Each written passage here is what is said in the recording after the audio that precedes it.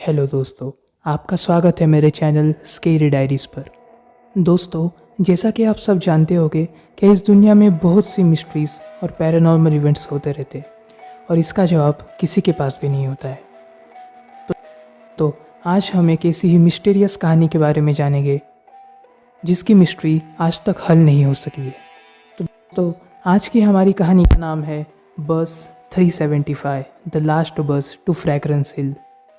तो हमारी कहानी शुरू होती है नवंबर 14, 1995 को और ये कहानी हुई थी बीजिंग में। दोस्तों, ये कुछ आधी रात का वक्त था। बस 375 yuan Ming yuan bus terminus से बाहर निकल गई थी। बस रात की आखिरी बस थी और इसकी जो डेस्टिनेशन थी वो थी फ्रैग्रेंट हिल्स। दोस्तों, इस बस में एक ड्राइवर और एक महिला कंडक्टर ट्रैवल कर रहे थे। उस रात काफ़ी कड़ाके की ठंड पड़ी थी और हवाएं भी काफ़ी तेज़ चल रही थी। ये बस समर पैलेस के बगल में दक्षिण गेट पर रुकी और जैसे इसका गेट खुला, अंदर चढ़े 4 पैसेंजर्स, जिनमें से एक थी एक बूढ़ी औरत, एक युवा जोड़ा और एक युवक। तो वो जो युवा कपल था वो ड्राइवर के पीछे बैठ गए, यानी पहली सीट पर, और जो बूढ़ी औरत और बच्चा था वो दूसरी तरफ एक दरवाजे के पास जाकर बैठ गए। जैसे ही बस रात भर चली, वो लोग बस में सिर्फ इंजन की आवाज़ को सुन पा रहे थे क्योंकि सब तरफ काफ़ी सन्नाटा छाया हुआ था और उस सड़क पे दूसरी कोई गाड़ी भी नहीं चल रही थी। तो बस ने कुछ थोड़ा ही सफ़र तय किया होगा तो ड्राइवर को 2 परछाइयाँ दिखती है जो बस को हाथ हिलाकर रोकने की कोशिश कर रहे थे। ड्राइवर ने भी यही सोचा कि इतने रात के लोग यहाँ पर कैसे हैं। ड्राइवर को ऐसा लगा कि शायद से इन लोगों की बस छूट गई होगी और अभी इन्हें घर जाने के लिए कोई भी रास्ता नहीं था, तो ड्राइवर ने बस रोक ली। जैसे ही बस का दरवाज़ा खुला, 3 लोग अंदर चढ़े। 2 आदमी चढ़े और उनके बीच एक आदमी भी था जो कि काफ़ी बीमार हालत में लग रहा था और ऐसा लग रहा था कि वो दोनों उसे सपोर्ट देकर चला रहे हो। दोस्तों, जो आदमी बीच में था उसका सर झुका हुआ था तो कोई भी उसका चेहरा नहीं देख पा रहा था। उन तीनों भी लोगों ने काफ़ी पुराने चाइनीज़ ट्रेडिशन के कपड़े पहने हुए थे और उनका मुंह अजीब सा पीला था। ये सब देख के वो पैसेंजर्स जो उस बस में पहले से बैठे हुए थे वो काफ़ी डर गए और वो एक दूसरे की तरफ घबराहट की तौर से देखने लगे। दोस्तों, जो बस में महिला कंडक्टर थी उन्होंने सब पैसेंजर्स को बताया कि शायद ये कोई ड्रामा कंपनी के लोग हो गए, इसलिए उन्होंने ऐसे ट्रेडिशनल ड्रेसेस पहने हुए। जैसे ही वो लोग पीछे जाकर बैठ गए, जो बस में बूढ़ी औरत थी वो कॉन्स्टेंटली उन लोगों को घूरती जा रही थी। बस में काफ़ी सन्नाटा मच चुका था। दोस्तों, किसी भी यात्री ने कुछ भी नहीं कहा और बाहर से हवा की वजह से कुछ विस्लिंग साउंड्स आ रहे थे जो कि और भी डर का माहौल क्रिएट कर रहे थे। कुछ दूर चलने के बाद जो युवा जोड़ा उस बस में बैठा हुआ था वह अपने स्टॉप पर उतर गए और बस आगे चल पड़ी। अब उस बस में थे ड्राइवर, महिला कंडक्टर, वो बूढ़ी औरत, एक युवक और वो 3 मिस्टीरियस लोग। दोस्तों, फिर से बस में पूरी तरह सन्नाटा छा गया था, लेकिन अचानक से जो बूढ़ी औरत उस बस में बैठी हुई थी वह अपनी सीट से उठती है और जो युवक उस सीट पे बैठा हुआ था उससे जाकर टक्कर ले लेती है और फिर ज़ोर ज़ोर से चिल्ला कर कहती है, क्या इस बच्चे ने मेरा पर्स चुराया है। महिला कंडक्टर भी ये देख के काफ़ी हैरान हो जाती है कि वो बच्चा तो इतना दूर बैठा है, वो आखिर उनका पर्स चुराएगा तो चुराएगा कैसे। पर वो बूढ़ी औरत किसी का बात मानने के लिए ही तैयार नहीं थी और सिर्फ इतना ही बोल रही थी कि इस बच्चे ने मेरा पर्स चुराया है।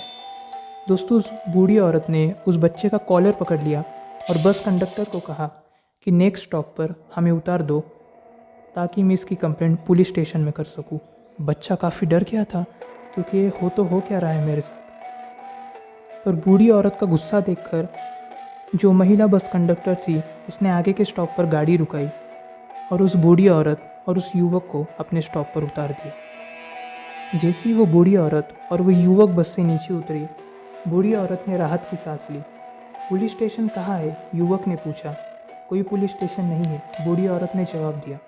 मैंने तुम्हारी जान बचाई है। ये देख के युवक काफ़ी हैरान हो गया और उसने पूछा कि आपने मेरी जान कैसे बचाई।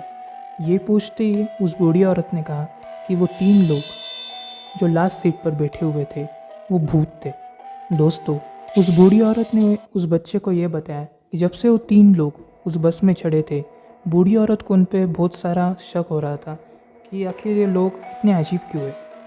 वो कॉन्स्टेंटली उनकी तरफ घूर कर देख रही थी और उस बूढ़ी औरत को सच्चाई तब पता चली जब खिड़की की हवा से उन लोगों के नीचे के कपड़े थोड़े से उड़ गए।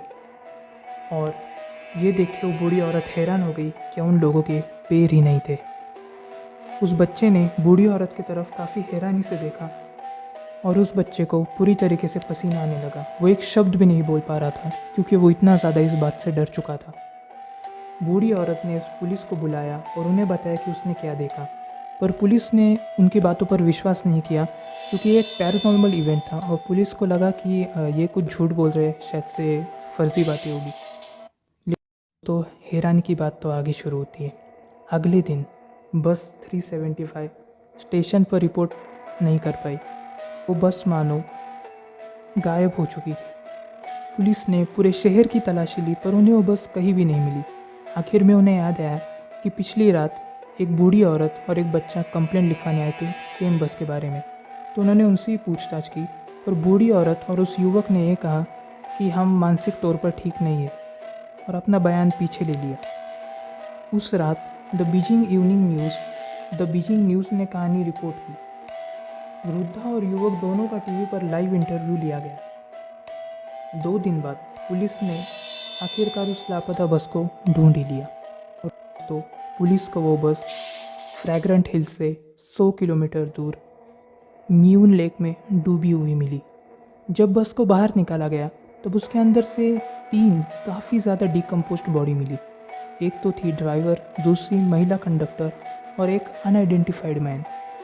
दोस्तों, हैरानी की बात तो ये थी कि उस बस में सिर्फ फ्रैग्रेंट हिल के जाने पुरता ही पेट्रोल भरा हुआ था, लेकिन वो बस इतनी दूर 100 किलोमीटर दूर म्यून लेक तक कैसे चली गई ये किसके भी समझ में नहीं आ रहा था।